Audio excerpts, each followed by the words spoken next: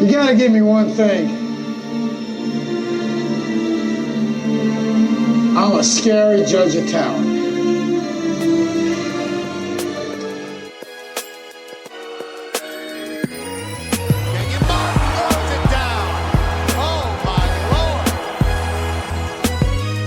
Adolphus Washington back-to-back plays. The Detroit Pistons select Luke Kennard from Duke University. Ladies and gentlemen, welcome back to the Triple Double podcast. Sorry for the delay. We decided to take most of, if not all of September off.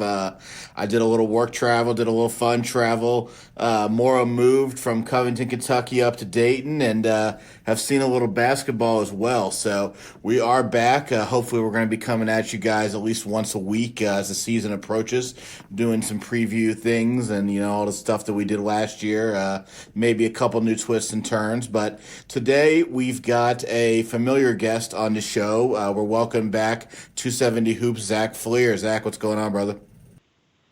What's up, Corey?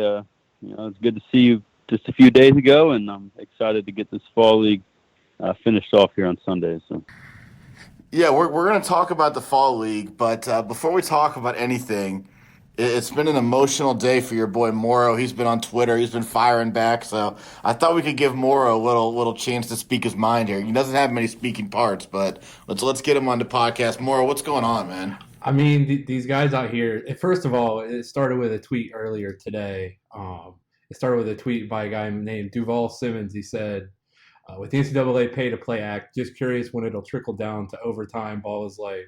You all been making millions off the grassroots without compensating parents with your revenue for marketing and advertising. I find that funny because, I did just pull my Tesla in to get into my house here to get to the podcast, but no, I just find it funny that these guys think that what we do, we make millions and millions of dollars. And, I have personally seen, what certain companies make off of videos, and it's not what people think it is. It's not even close to what people think. Mauro, you can't even afford Dollar Shave Club, man. I mean, they're not giving you anything, man. No, I can't afford Dollar Shave Club, and I can't even afford one of those tuxes and stuff advertising. So, nice. That's nice. That's a combo. No, I just find it funny that these guys out here think that we make all these millions and thousands of dollars. And yeah, I mean, the overtimes of the world do get some venture capital funding, but it's all pretty much lost. For the most part, the ad revenue is not what people think it is. We're not making millions of dollars off of the Zion Williamson highlight tapes. Yeah, absolutely, man. Absolutely. Well, I just want to give you a chance to get your to get your thoughts out there. It's therapeutic for you, big guy. So we'll move on. Just want to give you a speaking part on the episode since we're back and everybody wants to know where you were. So, all right, cool. Well, Zach, man, we're here. We want to talk about the 270 Hoops Fall League, what you guys are doing, and I think everybody's listened to this and knows a little bit about what you do, but just real quick, give us a rundown what the league is, the affiliation, where you're doing it, who all's involved, all that stuff. Yeah, so this is our third year of the 270 Hoops Fall League. It started back in 2017, and at that time it was just an invite-only league with 80 kids that we'd invited from the area. And at the beginning, we kind of founded it because there was a need for some highly competitive basketball in Central Ohio in the fall. I'd done Coach Vic's weekly showcase, and I think Victor Dandridge is, big time guy when it comes to the crediting for this and kind of how this was born. Because prior to Coach Vic's open gym, there was nothing going on Sundays in the fall, and that was the first fall event that I'd ever covered back in 2013.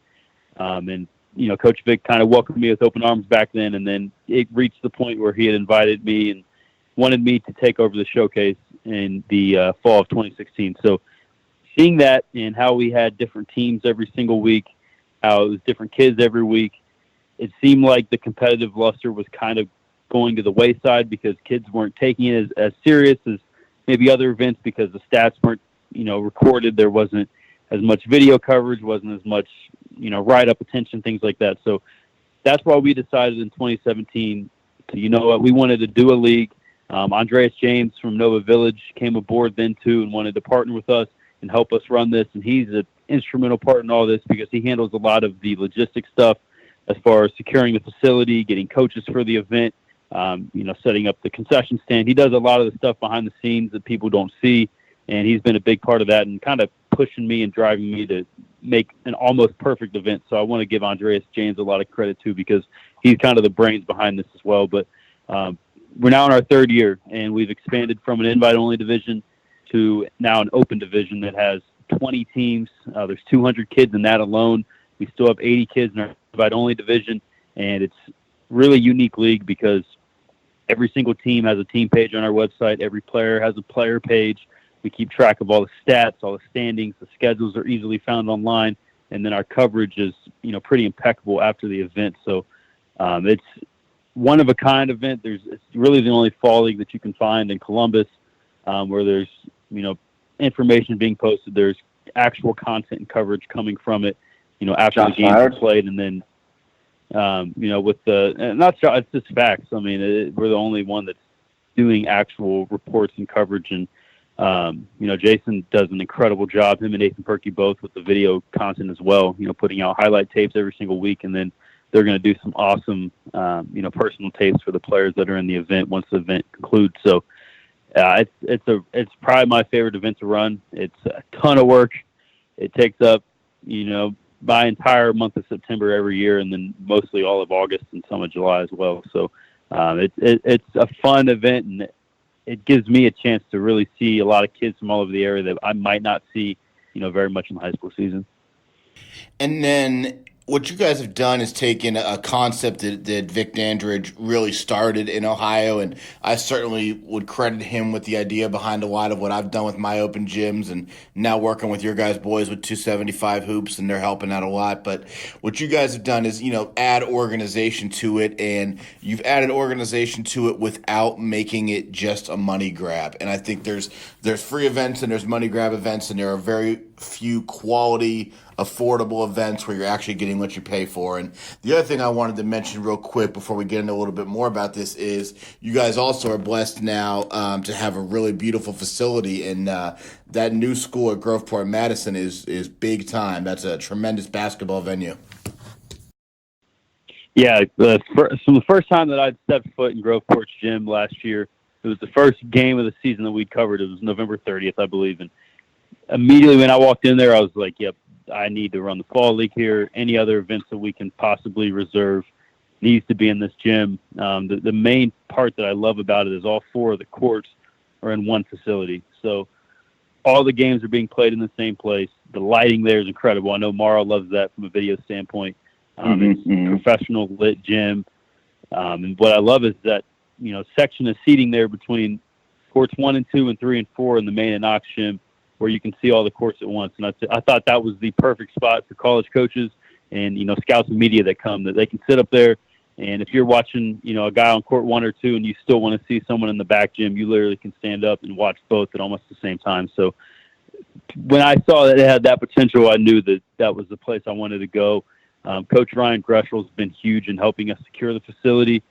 He's the varsity coach there at Groveport. And when I was starting my career, about 6 years ago, he was always inviting me to Groveport Open Gyms. And back when they had the old gym at the old school, I was there all the time, and he showed a lot of love back then, and has been, huge in helping me in this area, get my name out and, start the trajectory that I'm on now.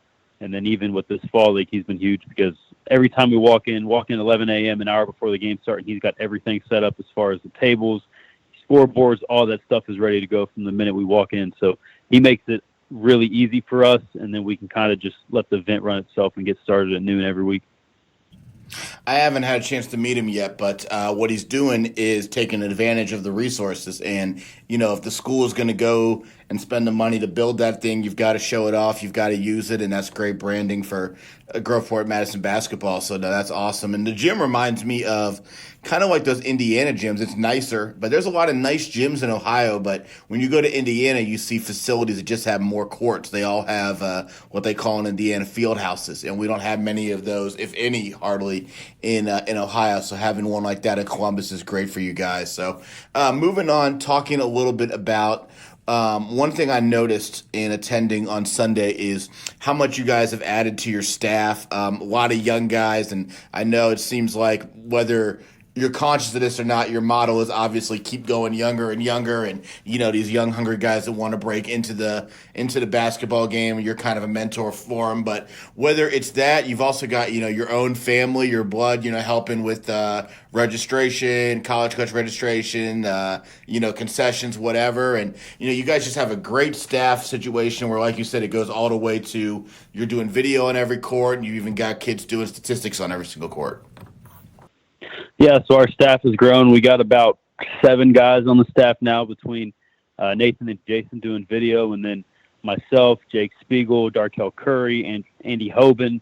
And then we had a new kid, Dominic Contini, as well. And then we got another kid as well, Cameron Caldwell, that goes to Ohio State. So we've attracted kind of high school, college-age kids that are interested in sports media. It gives them a chance to, come out. They can mingle with some of the top players. They can see how we cover events, how we cover games in real time, and get to hone and practice their skills while watching great basketball. As far as my family, my grandma and my aunts are huge. I mean, they volunteer every year. They're like, hey, when's your next event? We want to help you out. They're there before I am mostly every week. And their role is huge because they're working the gate, which, there's money flowing through that area, and it's a very important and integral part of that whole operation, and they volunteered to do that, and they do an outstanding job. So with all those pieces, my wife as well, she's huge. She's kind of like the utility person when it comes to just making sure everything's running right. If there's a problem, she's the first to let me know, and she takes a lot of the stress off my shoulders there as well. So I'm blessed to have all that family, and then, with the staff as well, we got a lot of great young guys. Jake Spiegel in particular, my wife said, like, he's the little me. He's someone that I can really rely on. He does a lot of our editing. He helps me plug in the stats every single Sunday. We're usually up until about 9:30, 10 o'clock putting all the stats in. So it's a very heavy operation. And then our staff, our guys have been huge. We're putting out 3 pieces of content on the website Monday through Wednesday every single week. And, it's anywhere from 3,000 to 5,000 words. And all of those guys that I mentioned are, participating in that. They're on each individual court, so they're writing notes about guys that are standing out to them as the games are going on, and they're taking those notes and turning them into full-blown evaluations and write-ups. And from our invite-only division, I counted yesterday, we've written about 67 of the 80 kids in that division alone, and in the open division, I'd estimate it's over 100 of the 200 kids. So we're really trying to make sure we highlight every single kid that deserves it, and we got different pieces of content that do that. You read a lot of stuff. Most of the top performer pieces, in the industry are geared towards the top scorers. We've created a new piece of content this year called the Hard Work Report, where we highlight kids that do the dirty stuff, that are the ones boxing out, talking on defense, making the extra pass, just going hard all the time. And even if they're not scoring a lot, we still want to highlight those kids because we feel that they deserve to get some type of recognition for coming and playing hard. I know it's not a high school event. It's not AAU. So a lot of kids could feel, I can slack off. I don't really have to play hard. This isn't that type of environment. When you have those kids that still do that and show up every week and, play the game the right way, we want to highlight those guys as well. And with that report, I've seen an uptick in just the overall motor and intensity of a lot of kids because week 1, we had probably 20 kids that got highlighted in that report. And I'm telling you, week 2, that number was doubled. There was kids going all out that weren't doing that the week before. So that's the type of environment we try to create where it's highly competitive and guys are playing the game the right way. And I think it gives a great evaluation for the college coaches that come to recruit as well. So, I mean, the nice thing for these guys that are working for you guys is, they're putting in this work with the video and the stats, and that's adding more validity, but then they're building their own brand. So, they're getting something out of it from an internship standpoint. And, in today's world, whether you're in favor of this or not, and I know, with your strategy, you definitely are, the social media and internet coverage after the event is just as important as the event almost. And, having that younger dynamic, that's what you guys are doing. And, looking at the event, those guys are definitely strong. But one thing I wanted to talk about for the invite-only league, you guys have, you said 80 kids, you got 8 teams, about 10 kids on a team. And, how do you go about picking those teams? And, what type of backlash did you have to deal with when you release those teams? Yeah, so with that, we I go through a whole roster building, kind of team building process, and it's not just, plugging names together and hoping it works. Like, it's a very particular process where I start with, the elite players in the area. So I take kids, the top 8 kids that I think could lead a team, and be the top guy, and then be there every week too, because that's really important. If you're going to have a top kid and he's not going to show up, then that's really going to hurt that team. So it's a very, detailed process. Every single team I build out has 4 guards, 4 wings, 2 bigs. Basketball has gone to a point where it's really guards, wings, and bigs. There's not really point guards, and there's still point guards, but not like small forwards and shooting guards. Like guards, wings, and bigs. That's basketball right now. That's what I've done, and this is the first year I've really done that. Last year I kind of had ball handlers, wing players, different things. I changed it up this year. I have that, and it works because, when you have that type of personnel set up, when we go through the 5-minute subs, the way it works, then the next group that comes in, you have 2 ball handlers, you got 2 wing players, you got a big man. So it really balances out all the teams. And then when I'm building those teams, I try to match personalities, play styles. If there's 2 kids from Pickerington Central that I can pair together, I try to do that to give some of these teams some continuity. And then you end up having teams that all have different play styles because you have different personnel. You have some teams that are more perimeter oriented, some teams that are more athletic and like to get to the basket, other teams that might have a little more size, and some teams that might be a little smaller but faster. So I think when you do that, it creates a unique environment because then you have all these different personnel groups where you have different viewings. The games are different. Some are more high scoring, some are slower, and it just makes a really fun environment. And then you guys actually have an advantage there, I think, in Columbus, in that the way your city's set up with basketball is you've got your enormous public school suburban league, you've got your city league, and you've got your small Catholic league, but you have less leagues. And just like any city in Ohio or the Midwest, it's a big city, but it's small enough that all the kids know each other. So everybody's probably at some point played with each other in some capacity before your event. Yeah, absolutely. You have a lot of that where I'll match kids together that I think don't know each other, and they end up knowing each other, and they're like good friends. So, and it's also cool because then sometimes you match kids together that may not know each other, and then it's fun to see like their friendships develop after the event. And you see how you kind of put kids together that may not have interacted with one another without the league. But going back to the teams though, like with any backlash, this year wasn't as much. Ever since we opened the open division last year, it's allowed kids that, may be pissed that they didn't get invited to the league to go in that. And then with the way we have that set up, if you play well in the open division, if we have openings in the invite division, which we always do, that every single week kids don't show up, kids get hurt, whatever, we'll move you up. If you're playing well and we feel like you can play on that level, we'll do that. And that's happened this year. We've had quite a few kids. One kid in particular last week, Amari Effiong from Thomas Worthington, he's been a guy that's been on our hard work report every single week in the open division. We had an opening after week 2, and I filled him into that spot. It was his 3rd week on the invite-only division, and he played really well this past week. Had 21 points and a win for his team. So it's good to see kids like that get an opportunity, and I kind of treat it like my minor league almost, where, if I have a young kid that's playing really well, like a Devin Royal, who's a freshman, for example, he's played every single week up, filling a different spot in the invite-only division, and he's really proved himself and kind of been better than some of the upperclassmen on his own team. So it's fun to give those kids an opportunity, and then with the open division again, it's really fun to open it to anybody.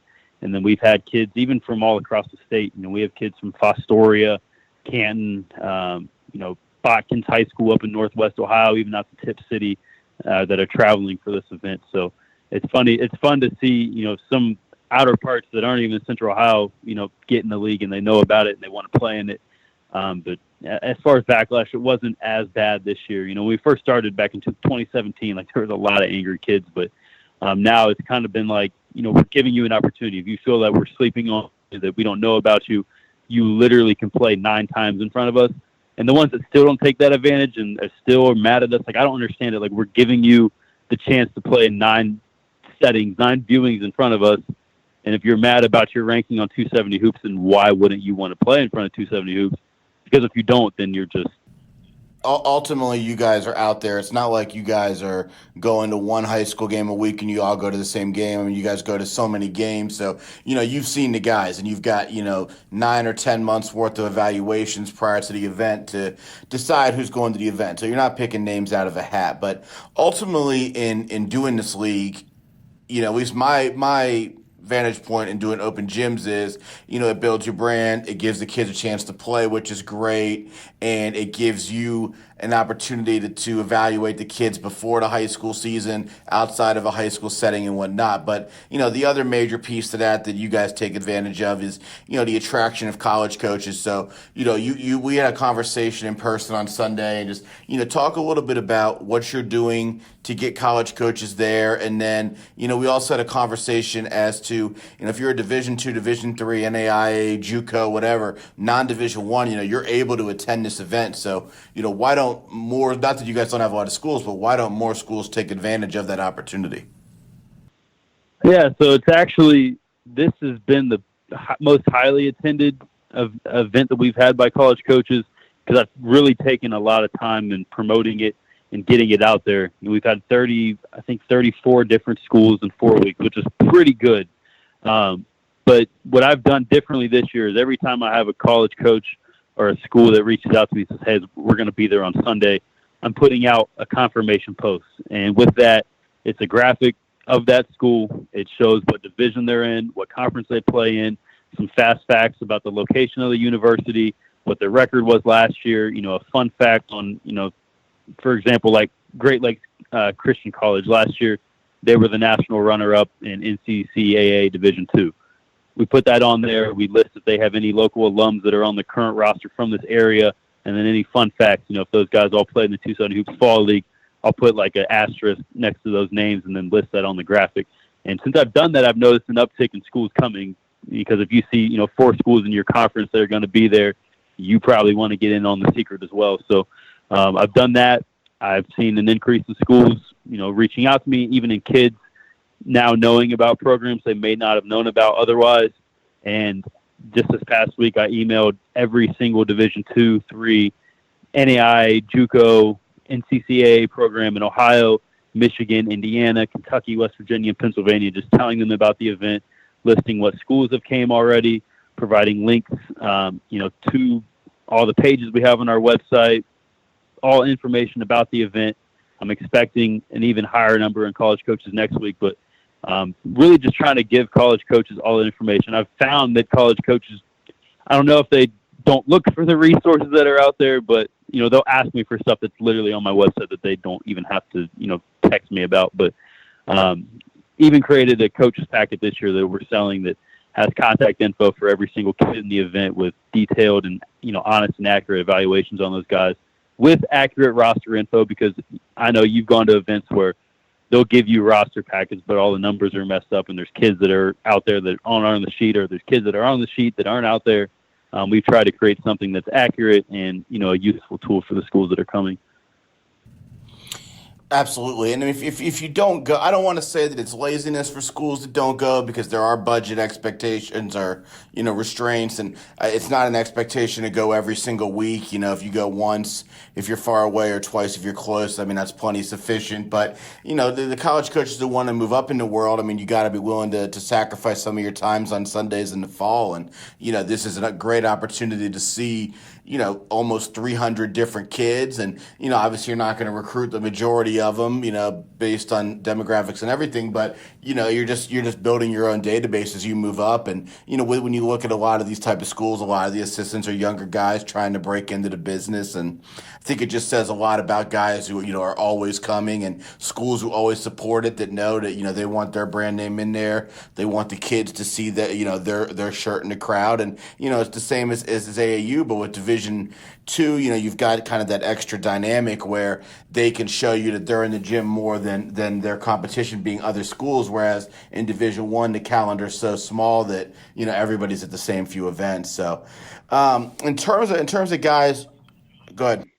Sorry, I just want to give a shout out, speaking on that, Rob Gardner from Ashland, literally every event that I've run, he's there, and it's paid off just this past week. They were the first school that offered Hunter Shedenhelm They've seen him at every single one of our events. They've been at the fall league. He's been at the fall league all 4 weeks, and then Hunter just committed yesterday. So, like, that stuff pays off, for the coaches that haven't been, and they know about this, but, like, Rob's dedication and his hard work for Ashland, that brand is out there, and without him coming to our events, who knows if they get Hunter. So I think when kids see coaches like that are there every single week, like, that definitely means something for them as well. No doubt about it. If you see a guy in a purple shirt with red hair, that's Rob Garender, and he's everywhere. He's a Sycamore High School alum, great guy, and no, that's awesome, man. And no, they've done a hell of a job as a program of recruiting the entire state of Ohio forever. They've got a lot of Ohio guys. So, in terms of individual players, and starting, I'm going to talk to you about some sleepers, but in terms of just guys who are known guys who you kind of expected when you put their names on the roster, they're probably going to be the better players. Who are some of the guys who have really stood out so far in your fall league across all the sessions?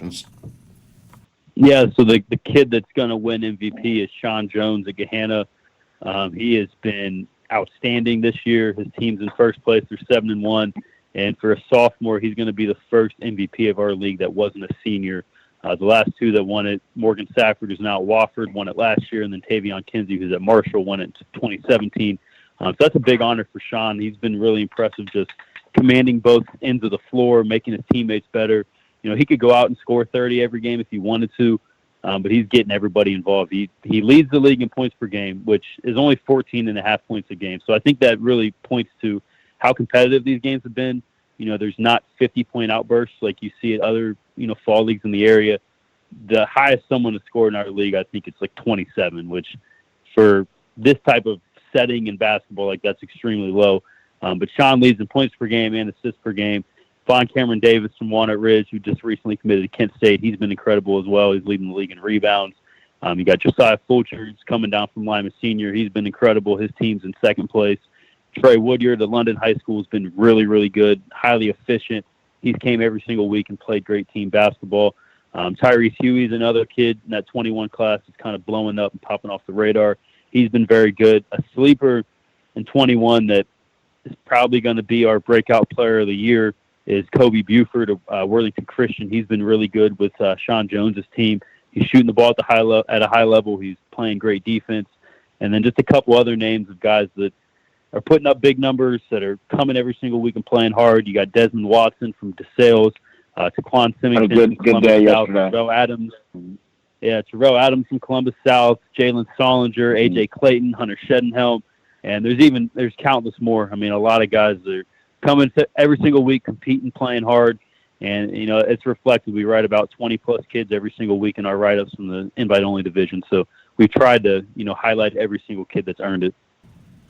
I'm big on the top seniors. Now, if you've got to visit, you got to visit. You should go take your visit. But outside of the visits, I'm big on the best juniors and seniors coming and showing what they can do. And I remember a conversation I had with Darius Baisley when he was a junior and he just gotten all these offers and he missed the first two open gyms of the fall that I had. And, a lot of the kids are talking crap about him. He thinks he's too good, this and that. And, Darius asked me if he should come. And I said, well, I think you should come to the third session because, everybody around the country saying, you're the best kid in Cincinnati, but the kids in Cincinnati are questioning it because you don't come. So when the seniors come and the juniors come, the guys with offers come and they put up numbers and, they really compete.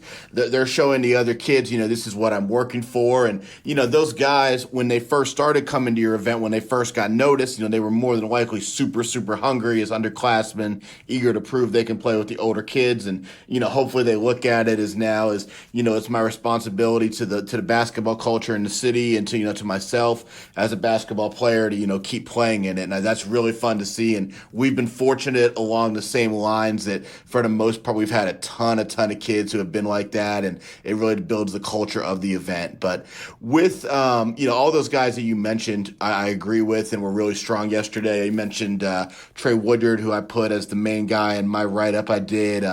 Also, what was the other one you said? Desmond Watson. I included in my evaluations I posted online and everything. And I didn't watch Von Cameron and Josiah too much yesterday or Sunday, as they're already committed to Division I schools, and I've seen them a lot. Tried to focus on guys I haven't seen as much. But let's talk a little bit about some sleepers, and this might be invite only, this might be open, but I was telling you that in our open gyms, there's 3 kids in 2021 who've done really well, and Jakata Stone from Cincinnati Aiken, Anthony McComb from Dayton Thurgood Marshall, and the third one is now off of this list, which is Isaiah Walker from Wyoming High School. And I was saying, these kids don't have offers, and it's just mind-boggling to me why they don't. And fortunately, Isaiah picked up a couple, and I think he's going to pick up a couple more. But, I know of one in particular who I would be on the top of my list for your event. But who are some of the kids in Columbus who you think, wow, I can't believe this kid doesn't have any Division I stuff yet, or, I know it's going to come very, very soon?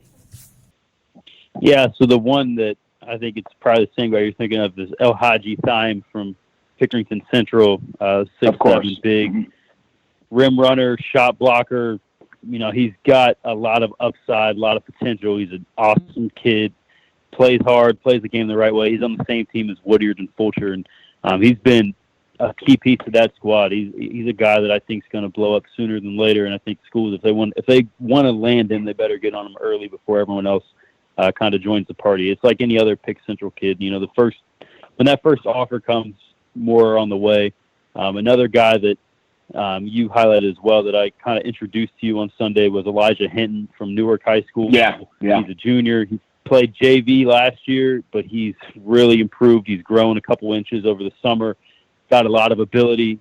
He plays, again, for Newark High School, so that's Coach Jeff Quackenbush, who, when it comes to developing big men, I don't think there's anyone better in Central Ohio. He's turned guys into absolute studs, and then they've usually been really good in college. One guy, for example, was JT Shoemate, who at our first fall league in 2017, that's where he really separated himself. I see Elijah Hinton taking a similar trajectory as JT. He can block shots, he can rebound like a madman, but he's even got an ability to stretch the floor and hit some shots, and he can handle the ball as well. Another guy we already mentioned was Des Watson from DeSales. He's 6'4", sure, he may be a little undersized for the position that he plays, but he just goes hard. He's super productive. He's got a great feel, high IQ player. I think it's only a matter of time before he starts getting some stuff. And then another guy that is a senior that's starting to take some visits, starting to get some interest is Keaton Turner from Delman Kaufman. He kind of been in Dom Penn's shadow for the last couple of years. Now with Dom, off to prep school is going to be Keaton's team, and he's played really well in our fall league. He wasn't there this past Sunday because he was visiting Drexel, but he's getting a lot of attention. He's had a couple of low majors, mid majors checking on him at open gym. As far as points per game, he was the leader. Sean Jones is 14.5, but Keaton was right there until he missed last week. He's been really good as far as scoring the basketball. And I think he's got a great upside because he's grown about a foot since his high school career started. So who knows if he's not done or not. And then Magnus Entenmann's another one, a junior from Upper Arlington that still is developing, but he's gotten a lot better just in the last couple months since we saw him in the spring. No, that's a good list. And, yeah, I got to see most of those guys. Didn't get to see Keaton Turner, but hopefully will this weekend. I know he was on a visit. So, and I think what goes to show, you talked about a kid like El Hadji Team. I've had the chance to see him at a lot of different events overall, and AU and high school and now this. And, when you look at all these kids you just mentioned as top performers, and you referenced this, but I want to reinforce it, is that these are the kids that are taking the time to show up, and it means that they're committed to basketball, and you guys are giving these kids a great outlet. But if they're not super committed to the process of getting better, the process of competing against each other, and the process of showing these college coaches what they can do, then you're wasting your time, unfortunately, and you can only help the ones that want to get helped. And Quincy Simpson, the head coach of Lima Senior, had a tweet that you retweeted earlier this week that I thought was great, and I didn't clip the entire tweet, but it just goes along the lines of, that he's tired of kids having excuses for missing whatever they're doing at Lima Senior, whether it's fall open gym, fall workouts, whatever you want to call it. But, you got guys saying they forgot their shoes at home, they got to get a haircut, they got to do homecoming shopping, they've got a little half-ass injury that really shouldn't be doing anything. You've got all these excuses, and I think the kids you mentioned are the kids who are are going to be there. Are going to have their shoes tied. If their game starts at 1 o'clock, they're going to have their shoes tied and be stretched by 12:50. Yep, and as we really try to highlight, because when you write about those kids and you try to be honest with them, they can take it. They're not the kids that get angry about every little criticism you have. They're not the kids that have excuses. I won't say his name, but there's a kid in our league that I've literally talked to him. And I'm like, dude, just run hard. Can you just please run hard for a whole game and just see what happens? And he's actually started to do it. The last 2 weeks, he's been going hard, and he's found a way to be more productive. It's amazing how that happens, but when kids just do that without having to tell them, it's amazing, because you see how productive a guy can be by just playing hard and giving max effort.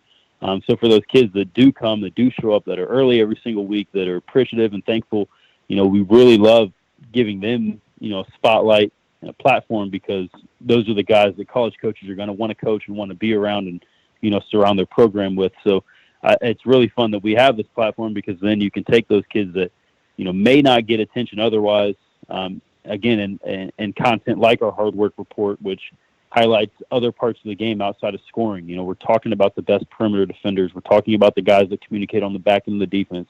We're talking about the guys that, get offensive rebounds and make the extra pass and, sacrifice points for wins. And, it's great to be able to provide them that platform and, continue to try and advance the culture of, basketball in Columbus and create a competitive environment.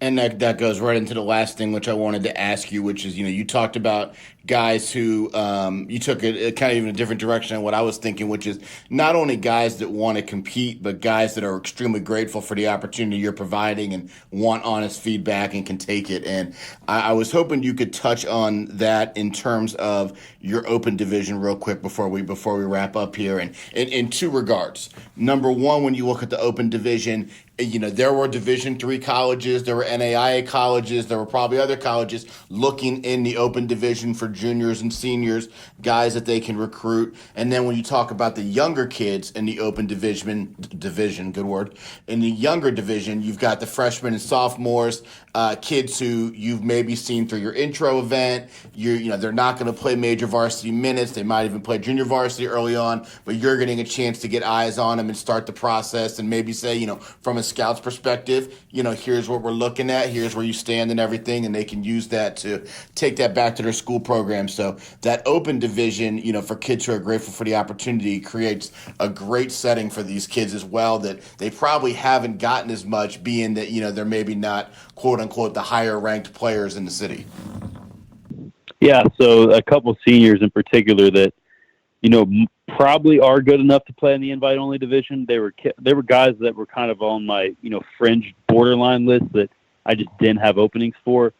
And they'd reach out to me, hey, do you have any openings? I'm like, as of now, I don't. But if you play in the open division, you're going to get an opportunity if you do play well, if there's an opening. One guy in particular is Max Stokey. He's a 6'7" senior big from Buckeye Valley High School. He's been really good in the open division. He's shown up, played really hard every single week.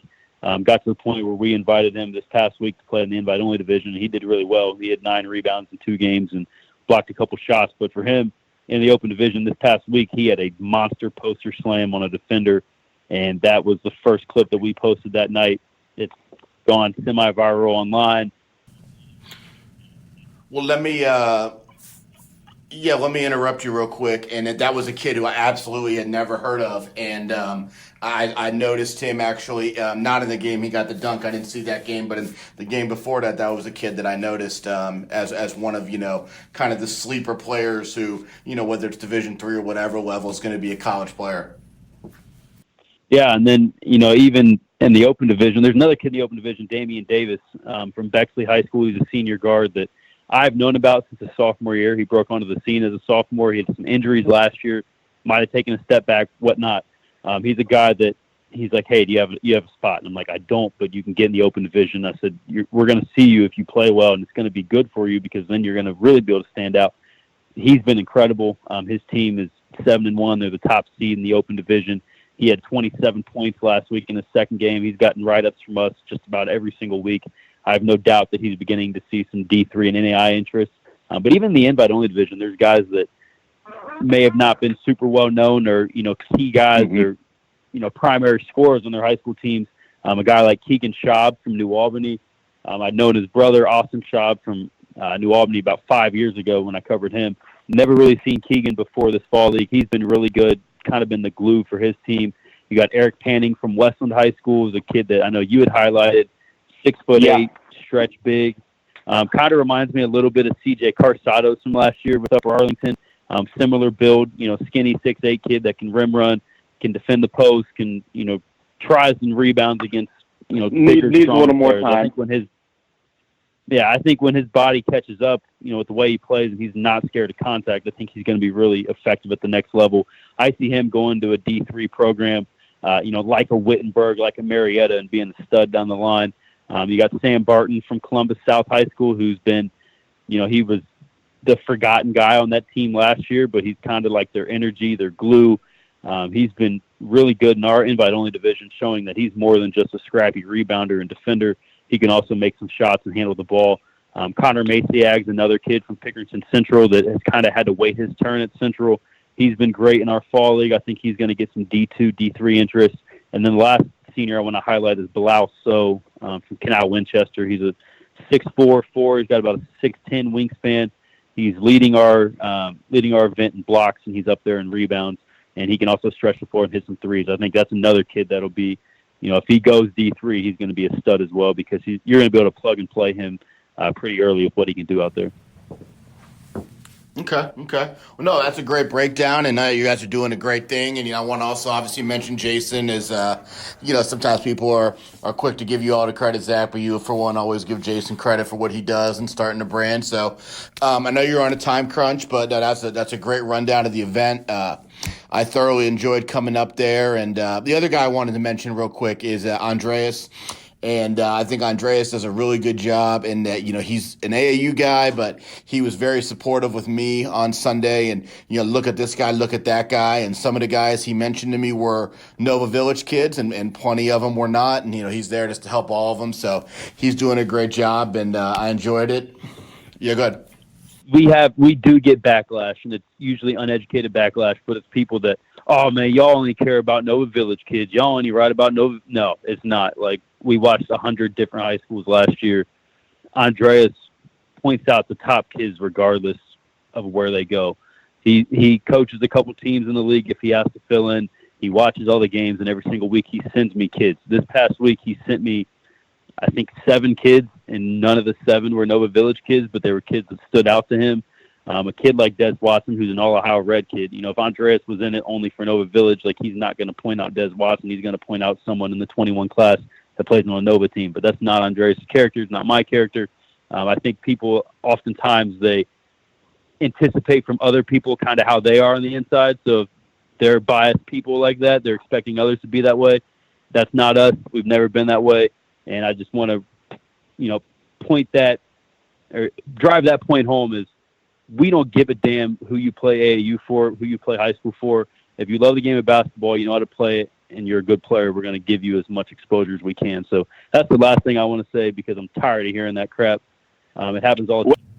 Well, anybody who's doing their homework should that's an ignorant comment, like you said, because you got dudes coming from Philo, Ohio, from Buckeye Valley, from man, I don't know all the schools up there like that, from small towns. But, I mean, you got guys coming from all over. So, you're obviously looking under rocks, trying to give everybody an opportunity. And, yeah, no, that's ridiculous, man. But, no, you guys, I'm sure the overwhelming majority of the support is positive. And, it's the cancel culture is in full blow. You're always going to have some complaints, man. But you guys are doing a great job. And, I just want to thank you for coming on the podcast. Yeah, thank you. And then I forgot to mention it, but some underclassmen, we talked about that in the open division. Oh, yeah, sure. Devin Royal, Pick Central star, 2023. Remember that name. I already talked about it a little bit already. Elias Lewis is a kid that just moved up here from Wilmington, Ohio, kind of down near you. He's at Olentangy Orange now. You just see with certain kids, they just have a certain tick about them that, no moment seems too big. They seem to rise to the occasion when the adversity hits. That's a kid like that. He was really good this past weekend. Pull-up mid-range game is the best I've seen in that 23 class. Another guy, about 3 sophomore guards that I had heard about seen their names before, hadn't really gotten a chance to watch them fully. Jevin Beard from Buckeye Valley, he's been incredible in the open division, plays all three guard spots, defends all three guard spots, like knows how to play the game. Marlon Elliott is a kid from Groveport Madison High School. He's brought it on both ends of the floor. He picks up full court every single game, all game long. I've loved his energy and his effort. That's a guy I think is going to have a chance to, get some varsity minutes this year for Groveport. And the last kid is Josh Harlan. He's another Pick Central kid, point guard extraordinaire, like knows how to command both sides of the floor. He's learned how to play with different speeds. He makes everyone around him better, and he's only a sophomore. So that's a guy that, we've all heard about about the Garner Wallaces and the El Hadji Times and the Talik Walkers and Connor Masiags. Josh Harlan's a sophomore in that Pick Central program that's going to win them a lot of games and is going to really help them the next 3 years. And it's really started here in this fall league. His team's 7-1, and he's going to win MVP honors as a sophomore in a league with mainly juniors and seniors. So that's a kid to keep an eye on as well, Josh Harlan. Excellent. Well, guys listening, that just shows you right there the depth that Zach and Jason and their team are going to write up all the kids, the open division, the invite division, get everybody looks. And that's why I want to have them on the podcast, is just for that. If you guys are in the Columbus area within an hour's drive or so, come back up on Sunday. Sunday is their final session. Groveport Madison High School, 12 to 4 p.m. I'll hopefully be there again. And Zach, I'm looking forward to seeing you guys up there on Sunday. Yeah, we look forward to seeing you. It's going to be championship weekend. We're going to have the bleachers pulled out for those title games. It's going to be broadcasted live. It's going to be sweet. We're bringing a surprise ending for the games that you might have seen on ESPN a few months back. We're going to incorporate that in our title games as well. People will see it when I kind of announce it, but it's going to be really fun. Good deal, good deal. Well, guys, that was Zach Fleer, 270 Hoops. I want to thank him. Want to thank Jason Morrow, also of 270 Hoops, for his role on both sides of today's episode. And you guys listen to the Triple Double podcast.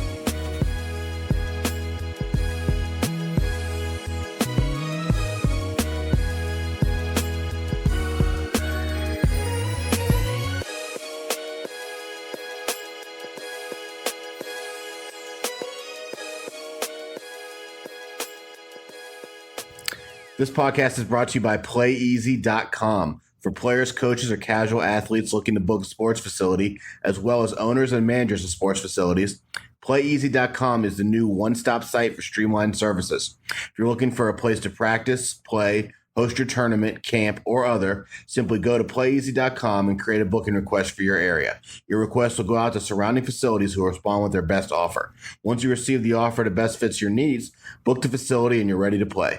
For facility owners and managers, PlayEasy puts the power in your hands to maximize the usage and visibility of your facility. Register your facility for free today at PlayEasy.com.